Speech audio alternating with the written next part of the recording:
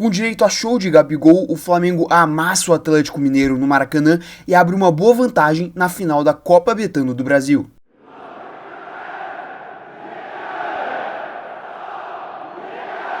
Meus queridos, Flamengo e Atlético Mineiro, o jogo de ida das finais da Copa do Brasil, um jogo com um peso assim gigantesco. Pro Flamengo era uma oportunidade de dar uma última alegria pro seu torcedor em um ano extremamente frustrante, né? Com um trabalho do Filipe Luís que vem com um início maravilhoso. Já do lado do Galo, você tem uma grande expectativa pelo cumprimento de uma estratégia que foi adotada durante toda a temporada em si, focar nas Copas e trazer novamente uma glória ao seu torcedor, que não vem desde 2021.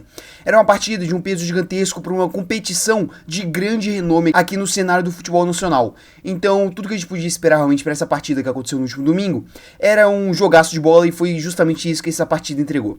Então, sem mais delongas, né, com essa introdução já feita, vamos para as escalações. Bem, do lado do Flamengo, o técnico Filipe Luís ele teria alguns desafios para montar esse elenco para ontem, né? Ele tinha, por exemplo, Pulgar e Bruno Henrique que estavam suspensos após o confronto de semifinal contra o Corinthians. Então, o Filipe Luís tinha que se reinventar e montar um time competitivo, porque, cara, tava jogando em casa, tinha todo o apoio da sua torcida, que fez uma excelentíssima festa, uma festa muito bonita da torcida do Flamengo, né? A gente tem que pontuar com mosaico, bandeirinha, tudo isso muito bonito. E com todo esse clima a seu favor, tinha que fazer o resultado em casa, porque a volta na Arena MRV seria muito pesada.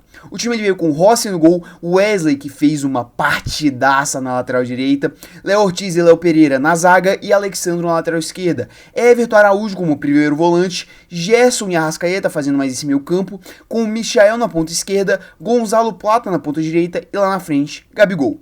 Já do lado do Galo, o técnico Milito ele tinha que fazer basicamente uma regulagem do time. Teve um confronto muito complicado contra o River, lá no Mas Monumental na terça-feira e agora, cara, tinha que virar a chavinha pra já ir pra uma final, o que é muito complicado de se fazer realmente, né? Um nível de concentração que tem que se manter muito alto por muitos jogos. E isso, aliado a alguns desfalques que o time do Galo tinha, como é, por exemplo, a ausência do Daverson, que pra mim é o que mais impactou nessa partida, cara, era um grande desafio para o Milito realmente montar a escalação. O time ele veio com Everson no gol, aquele trio de zaga com Lianco Bataglia e Júnior Alonso, Gustavo Scarpa na ala. Novamente eu vou ter que comentar aqui do Scarpa de ala, mas eu vou falar disso no futuro do Galo, tá? E Rubens na ala esquerda, Alan Franco e Otávio de volantes. E na frente, cara, aquele triângulo de ataque com o Paulinho caindo mais pela direita, Arana de ponta esquerda, pelo menos na teoria, né, na escalação aqui, porque na prática foi o Rubens, e o Hulk de centroavante. E bem, meus queridos, o início da partida é um começo de jogo que basicamente refletiu o que seria todo o primeiro tempo. Uma partida muito aberta, com as defesas muito espaçadas, os times realmente dando muitos espaços para o adversário conseguir criar ataques. O Galo que de início tentou criar uma chance ou outra com o Scarpa, mas que depois morreu no jogo e foi acordar só para os 30 do segundo tempo. Já do lado do Flamengo era um time que pressionava em cima, aquela estratégia incessante do Filipe Luís, pressão a todo momento, marcação alta, e isso ia minando o jogo do Atlético Mineiro. Até que o time rubro-negro ele consegue fazer o gol com praticamente 10 minutos de partida. Você ter o Wesley construindo uma jogada pelo meio de campo que tinha um completo latifúndio de liberdade, cara. Quando eu falo que as defesas estavam deixando muito espaço, eu não tô brincando. Esse primeiro gol do Flamengo é a representação disso. O Wesley completamente livre, encontra o Michel na área, ele dá só uma roladinha pro lado e o Gabigol finaliza. O Everson acaba espalmando muito mal pro meio da área e ali tava o Arrascaeta, né? Só pra rolar a bola pro fundo do gol. E o Flamengo ele fazia 1-0 muito merecido até esses 10 minutos, porque o time rubro-negro ele pressionava, martelava o Atlético Mineiro que só conseguiu uma boa chance com o Scarpa, mas no geral estava muito fraco na partida. Não conseguia aproveitar o espaço que o time rubro-negro deixava para fazer aquela marcação alta. Cara, eu gosto muito desse estilo de jogo do Filipe Luís, só que ele tem um grande problema. Se você vence essa primeira linha de marcação, que tem basicamente todo o meio campo em cima da área do adversário, aí você vai ter um grande espaço para contra-atacar. O Flamengo ele pode ter muita dificuldade para defender, porque só vai ter basicamente a linha de 4 zagueiros. Só que o Atlético Mineiro ele não sabia aproveitar disso. Por exemplo, você tinha umas jogadas que o time ele conseguia sair por meio de troca de passe, a bola acabava caindo no Hulk ou no Paulinho, só que era uma lerdeza, uma lentidão gigantesca para construir o ataque. E aí, naturalmente o resto do time do Flamengo voltava e não tinha mais espaço para construir. E muito disso colaborou pro Atlético não conseguir jogar no primeiro tempo. E tudo que a gente teve foi uma belíssima partida do Flamengo, que conseguiu chegar ao seu segundo gol. O Léo Ortiz faz um lançamento pro Gabigol, ainda tem um toquezinho de cabeça ali no meio do caminho, né?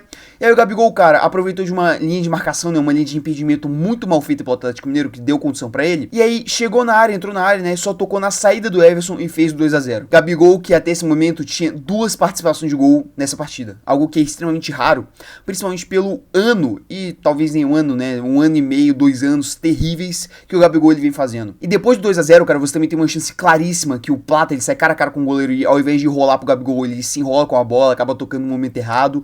E aí o Flamengo ele acaba perdendo uma boa oportunidade de fazer o 3 a 0 logo no primeiro tempo.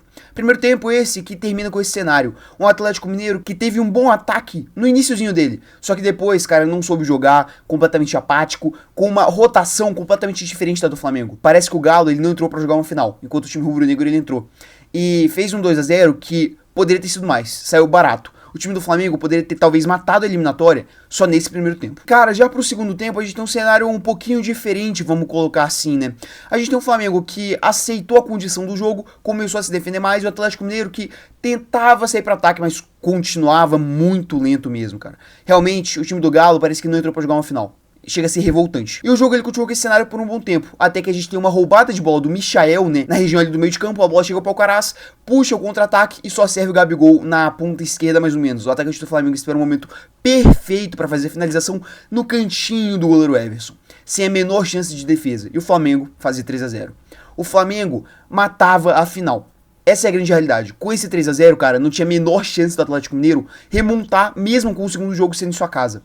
Só que aí a gente teve um lance, pô, um tanto quanto incomum. Você tem um Atlético Mineiro tentando criar ali pelo meio, você tem um mini cruzamento, o Léo Ortiz vai tentar dominar a bola, acaba errando o domínio. A bola sobra para o Allan Kardec, que consegue finalizar no cantinho do Rossi para diminuir, 3 a 1.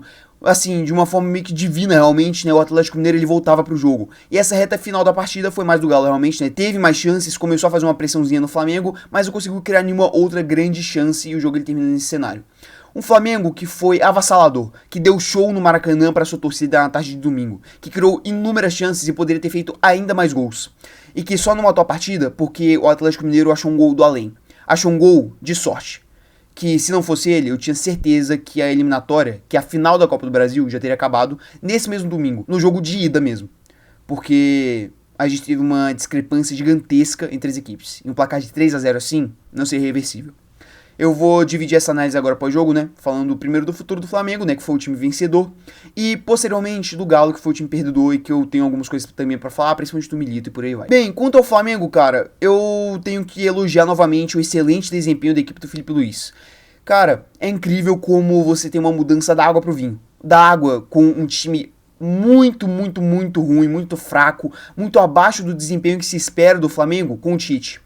E agora com o vinho. Um time que desempenha, um time que joga um futebol bonito, propositivo, ofensivo com o Felipe Luiz.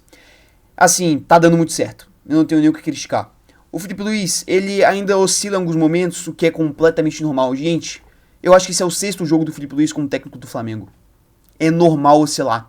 Mas esse desempenho, ele é avassalador. É um esquema de jogo que favorece os melhores jogadores. Michael, Arrascaeta, Gerson, Gabigol. E, assim, tá rendendo em campo. O Flamengo já passou o carro no Corinthians na semifinal e agora passou o carro no jogo de ida da final. O Atlético Mineiro não teve a menor chance de competir nessa partida.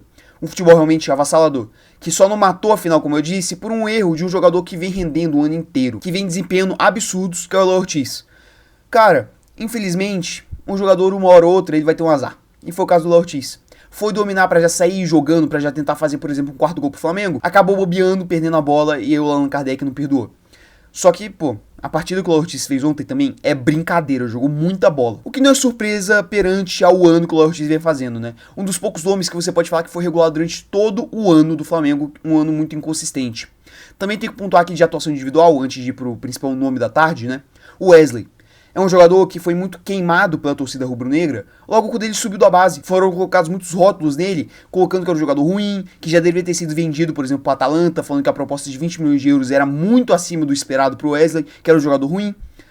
E olha só a final que ele fez ontem. Olha só os jogos que ele vem fazendo com o Felipe Luiz sendo seu treinador. É um esquema de jogo que não só favorece aqueles jogadores que eu já citei, mas também favorece o Wesley.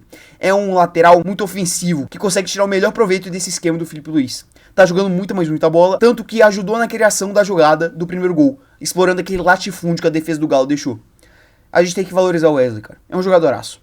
Torcedor rubro-negro, aceita que você errou quando você fez aquele pré-julgamento quanto a ele, lá quando ele surgiu com o Sampaoli. Tanto que o Felipe Luiz, ele até citou isso na entrevista, né? O moleque joga bola.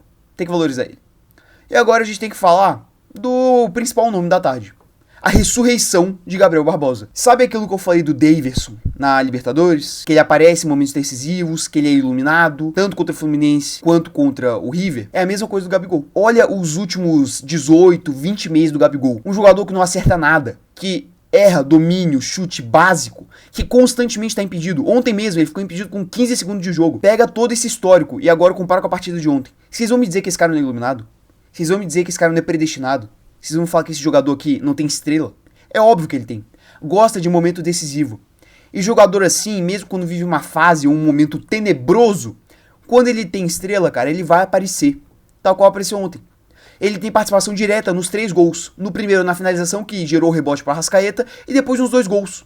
2 belíssimos gols por parte dele. Dominando muito bem, deslocando o Everson perfeitamente no segundo gol, e com uma tacada de sinuca no cantinho do Everson no terceiro gol.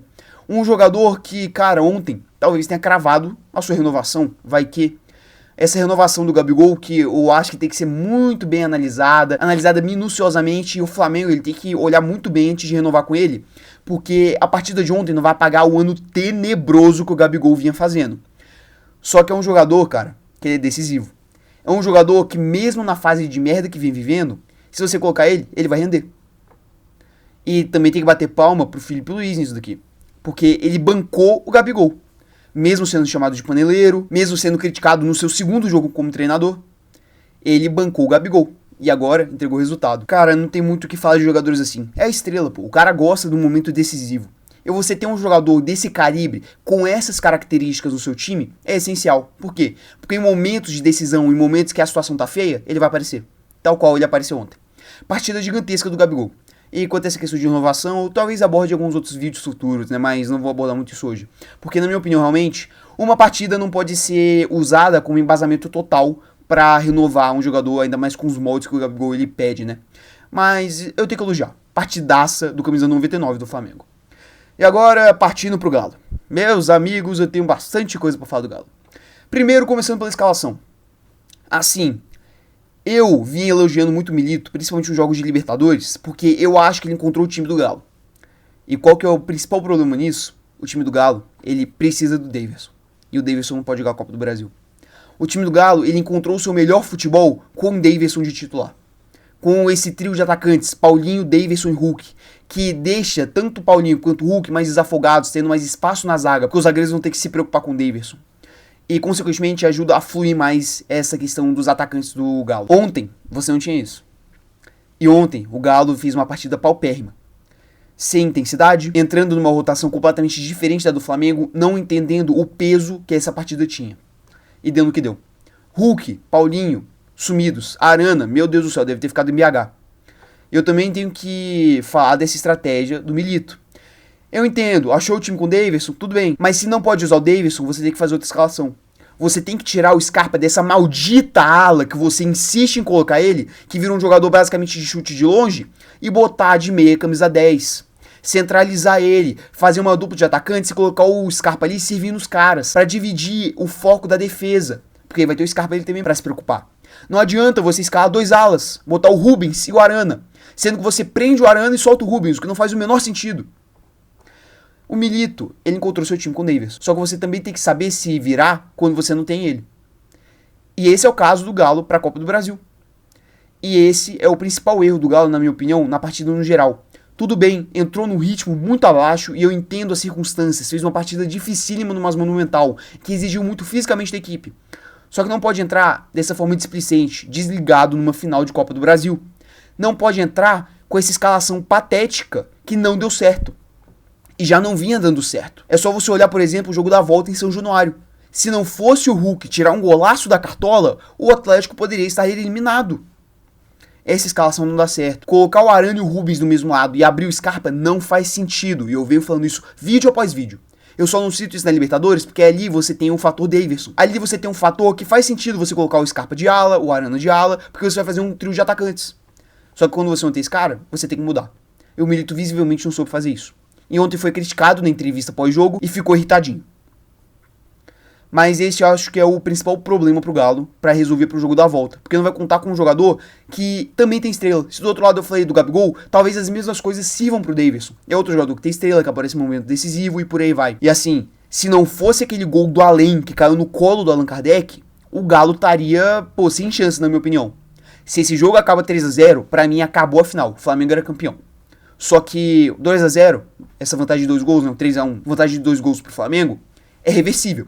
O Galo já reverteu isso antes. Nessa temporada mesmo, virou contra o Fluminense na Libertadores, fez aquele 3-0 contra o River, passou por cima do São Lourenço. Só que todas essas equipes aqui que eu citei são de um nível técnico muito abaixo da equipe do Flamengo. É uma montanha muito alta para se escalar. E eu acho que ela seria impossível de se escalar se tivesse terminado 3-0. Mas existe chance. Tem jogo. Não coloque o Atlético como carta fora do baralho. Por favor, não faça isso. Porque você pode muito bem quebrar a cara. E vai decidir em casa. Eu acho que isso aí é um fator fortíssimo. Eu falei de porcentagem no vídeo que eu fiz de previsões para essa final. Eu dei ali 55-45 pro Galo. Agora eu mudo. Pra mim é 70-30 pro Flamengo. Porém, 30% ainda é muita porcentagem. 30% ainda é muita chance. O Galo, ele tá vivo. Só que seu treinador vai ter que deixar de ser teimoso.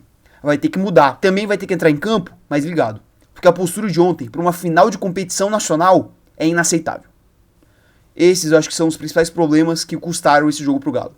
Mas eu ainda acho que o Galo ele tá vivo. Embora a missão, como eu disse, seja muito, mas muito complicada. Então não mais é isso. Se você puder deixar o seu like, a sua inscrição e ativar o sininho para receber mais vídeos aqui do canal, eu agradeceria bastante. Mas é isso. Até o vídeo de amanhã.